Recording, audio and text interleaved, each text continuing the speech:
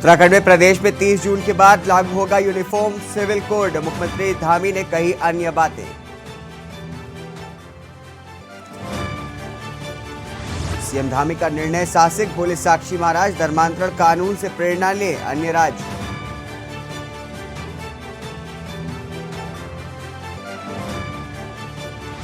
कर्नाटक में विधानसभा चुनाव में जीत के बाद पहाड़ में भी दिखा जश्न का माहौल। कार्यकर्ता ने जताई खुशी।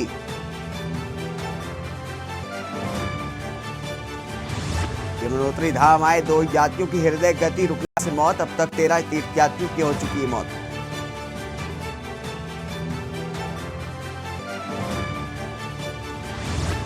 देहरादून में फर्जीवाड़ा रोकने के लिए 15 मई से शुरू होगा जीएसटी सर्वे। संदिग्ध डीलरों व व्यापारियों की सूची तैयार।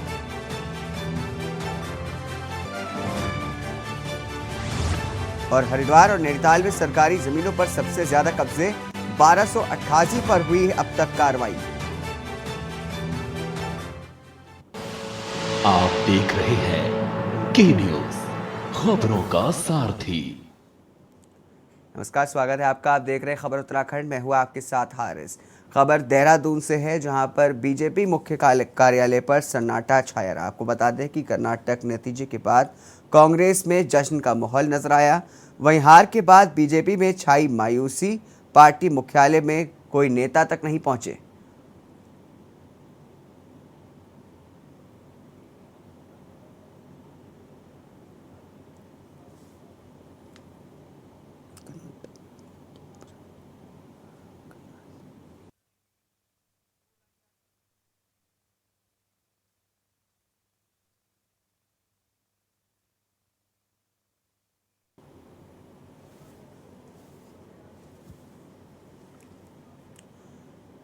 वहीं कर्नाटक में कांग्रेस की जीत के बाद मुख्यमंत्री पुष्कर सिंह धामी ने क्या कुछ कहा है, आइए सुनाते हैं आपको। देखिए, भारत जो है विश्व की सबसे बड़ी लोकतांत्रिक प्रणाली कहीं है तो भारत में होती है। इसमें जनता का जो मत होता है, जनता का जो विश्वास होता है वो सर्वोपरि है। और कर्नाटका का जो परिणाम है उसमें जो मतों का प्रतिशत है उसको देखकर आप कह सकते हैं कि जनता का विश्वास अभी भी हमारे साथ है। लेकिन केवल मत प्रतिशत से परिणाम नहीं बदलते। मैं जो भी जीत रहे हैं उनको मैं बधाई देता हूँ। और उत्तर प्रदेश के अंदर नगर निगम के चुनावों में भारतीय जनता पार्टी की प्रचंड विजय हो रही है, तो इसकी भी मैं सभी को बधाई देता हूँ, शुभकामनाएं देता हूँ कि हमारे प्रधानमंत्री आदरणीय मोदी जी के नेतृत्व में और उत्तर प्रदेश के मुख्यमंत्री योगी आदित्यनाथ जी के नेतृत्व में जनता ने एक तरफा जीत जो है नगर निगम के निकाय के चुनाव में वहाँ भारतीय जनता पार्टी। धन्यवाद। खबर लक्सर से है, जहां पर अलावलपुर क्षेत्र के लगभग सागुन के लगभग 50-60 पेड़ों को काट करके वन विभाग को चूना लगाया गया है। वन विभाग रेंजर दिनेश प्रसाद नोटियाल से बात करने पर मालूम होता है कि किसी अज्ञात व्यक्ति के द्वारा उन्हें ये खबर मिली थी। लावलपुर क्षेत्र में सागुन के पेड़ के साथ साथ पॉपुलर, लिप्टिस व शीशम के पेड़ काटे जा रहे हैं। उन्होंने जानकारी देते हुए बताया कि वन विभाग की टीम ने मौके पर पहुंच करके एक ट्रैक्टर ट्रॉली को सीज कर दिया था। दिनेश प्रसाद नोडियाल ने बताया कि वन विभाग द्वारा किसान को कोई भी परमिशन नहीं दी गई थी। रेंजर ने बताया कि अभी समस्त अभिलेखों की जांच की जा रही है व जांच करके कार्रवाई की जाएगी।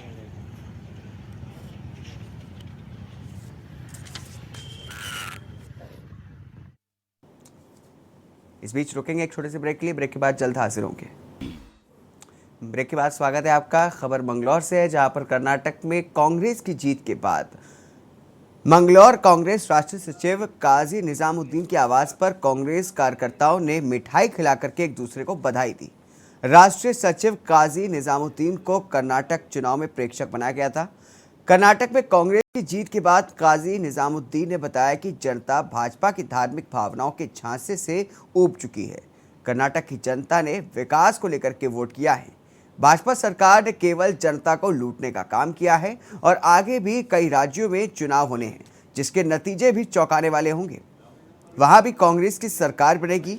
जनता अब समझ चुकी है, ये देश लोकतंत्र और संविधान से चलता है। कांग्रेस पूर्ण बहुमत के साथ देश में भी अपनी सरकार बनाएगी।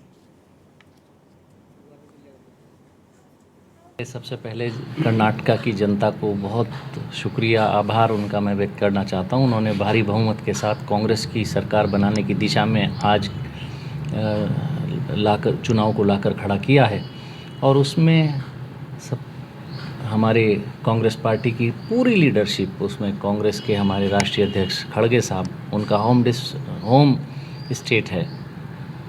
फिर कांग्रेस पार्टी के नेता राहुल गांधी जी की यात्रा जब वहाँ से निकली तो जब भी हम लोगों को एहसास हो गया था कि यहाँ पर कांग्रेस भारी बहुमत के साथ सरकार बनाएगी। फिर उसमें प्रियंका गांधी जी, सोनिया गांधी जी की मेहनत रही, रणदीप सुरजेवाला जी, वेणुगोपाल जी की मेहनत रही, उनकी स्ट्रेटजीज़ ने काम किया और लोकल लीडरशिप वहाँ की, उनकी भी बड़ी मेहनत रही। खबर सितारगंज से है, जहां पर कर्नाटक में हुई विधानसभा चुनाव में कांग्रेस की जीत पर, ऐतिहासिक जीत पर आपको बता दें कि नगर व ब्लॉक कांग्रेस कमेटी के नेतृत्व में कांग्रेस कार्यकर्ताओं ने सितारगंज के मुख्य चौक पर मिष्ठान वितरण किया और कांग्रेसी पार्टी के पक्ष में जम करके नारेबाजी की। कांग्रेस कार्यकर्ताओं ने कहा कि 2024 में लोकसभा चुनाव में भी कांग्रेस पार्टी फिर से वापसी करते हुए सरकार बनाएगी। आपको बता दें कि सितारगंज के मुख्य चौक पर कांग्रेसी कार्यकर्ता एकत्रित हुए और उन्होंने कर्नाटक विधानसभा चुनाव में कांग्रेस पार्टी की ऐतिहासिक जीत पर मिष्ठान वितरण किया।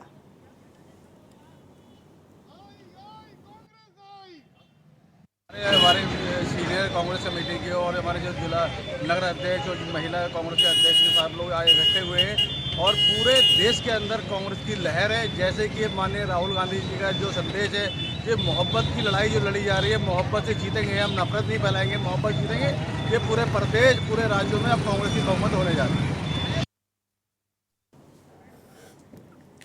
वहीं खबर हल्द्वानी से है, जहां पर गीता प्रेस ने अपने प्रकाशनों के माध्यम से भारत के आध्यात्मिक और सांस्कृतिक ज्ञान को जन जन तक पहुंचाने में जो भूमिका निभाई वो अनमोल, अद्वितीय है।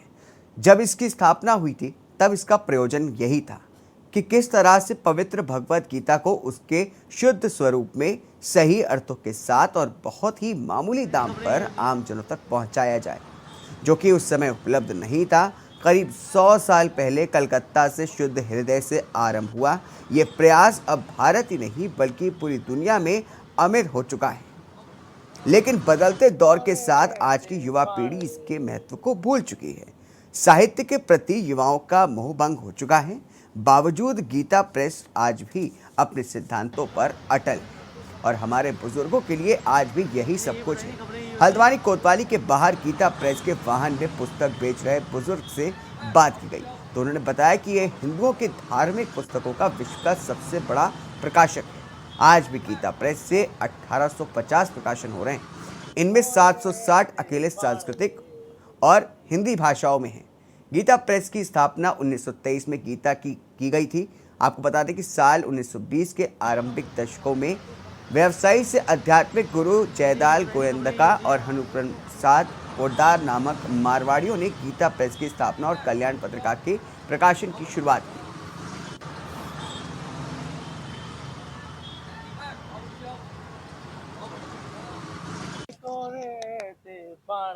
नहीं हुआ भाई, आज भी मनुष्य की आस्था है गीता प्रेस पे।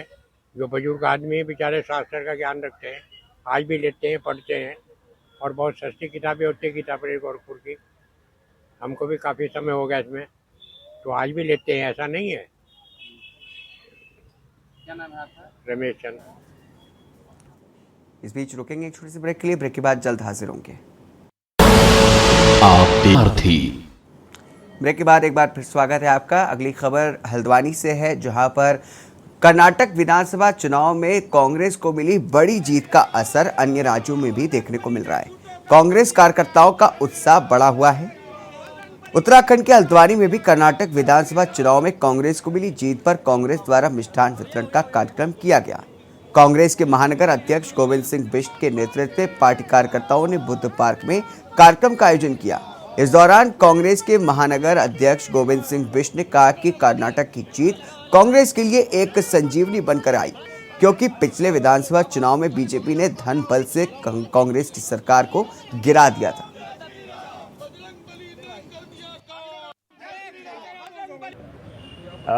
ये कांग्रेस की नीतियों की जीत है और जो छलावा को बढ़ावा देकर और लोगों के भावनाओं से खेल करके, और जिस तरह से पिछली बार ही कांग्रेस आ गई थी लेकिन जनमत का अपमान करके, जनमत का अतिक्रमण करके भारतीय जनता पार्टी ने सरकार बनाई, तो जनता ने इस बार उसका हिसाब दिया है कि आप जब जब जनमत का अपमान करेंगे तो जनता आपको अगर बिठाना जानती है तो जनता हटाना भी जानती है। तो जनता ने इस बार पूर्ण बहुमत से इसीलिए कांग्रेस को पूर्ण बहुमत दिया है और निसंदेह कांग्रेस उनकी उम्मीदों पे खरी उतरेगी। जब हम हनुमान जी की स्तुति करते हैं तो एक चौपाई है बहुत अच्छी, भूत पिशाच निकट नहीं आवे, महावीर जब नाम सुनावे।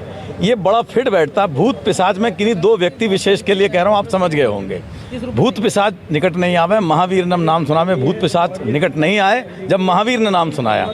ये पूरे देश के अंदर जिस तरह की हिंदू मुसलमान की हवा फैला करके ये इस बात का जवाब नहीं देंगे कि 2 करोड़ नौकरियां कहाँ चली गई। ये इस बात का जवाब नहीं देंगे काला धन कहाँ चला गया। ये इस बात का जवाब नहीं देंगे इतनी महंगाई होगी देश में। ये इस बात का जवाब नहीं देंगे कि देश पूरा सांप्रदायिक माहौल में इन्होंने धकेल के रख दिया। ये किसी बेरोजगारी में इन्होंने धकेल कर दिया। इस बात का जवाब नहीं देंगे। ये तो बस इस बात का जवाब देंगे मुझे 91 गाली दी, इस आधार पर मुझे वोट दो। देखिए लास्ट में एक चौपाई निकले और मैं बोलता हूँ जो भारतीय जनता पार्टी में बिल्कुल सही बैठती है कि किस तरह हमारे आराध्य देवों के नाम लेकर करके ये पूरे जनता को भ्रमित करते रहे।